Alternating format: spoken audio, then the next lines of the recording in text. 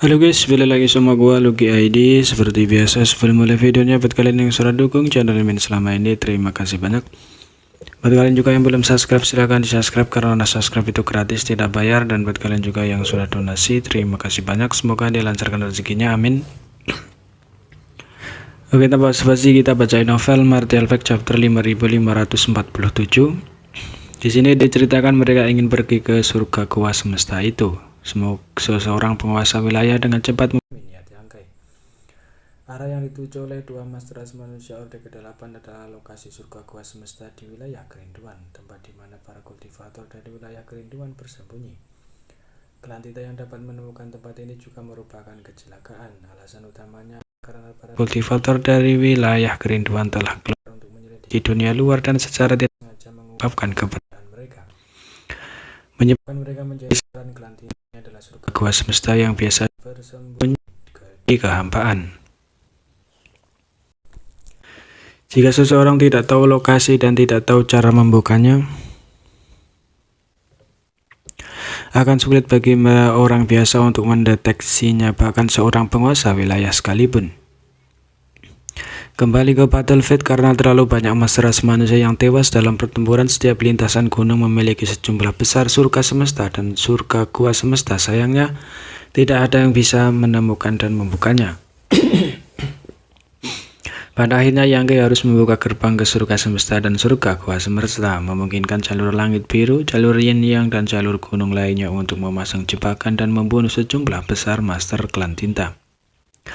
Saat ini di luar surga gua semesta ini ada juga pasukan dari klan tinta yang ditempatkan di sini. Mereka tidak berniat menyerang, hanya mengelilingi tempat ini dan menarik para pemburu ras manusia untuk membantu. Para kultivator di dalam surga gua semesta juga tidak berani menunjukkan diri mereka dengan gegabah. Mereka tidak memiliki tuan yang kuat, jadi setelah dikelilingi oleh klan tinta, yang bisa mereka lakukan hanyalah menunggu kematian. Jika lokasi surga gua semesta tempat mereka berada tidak terungkap, itu tidak masalah. Tidak peduli berapa banyak master klan tinta yang ada, jika mereka tidak memahami Dao of Speed, akan sulit untuk menemukan mereka. Kuncinya adalah lokasi gerbang telah terbuka. Jika klan tinta ingin berurusan dengan mereka, itu akan sederhana. Selama master klan tinta menyerang gerbang, mereka bisa menghancurkan kekosongan dan membuka gerbang. Tidak perlu terlalu banyak tuan. Dengan dua penguasa wilayah bawaan bekerja sama, hanya butuh setengah hari untuk menerobos gerbang. Pada saat itu, kultivator ras manusia yang bersembunyi di dalam tidak akan memiliki cara untuk bertahan hidup. Klan tinta ingin menggunakannya sebagai umpan untuk menarik para pemburu datang.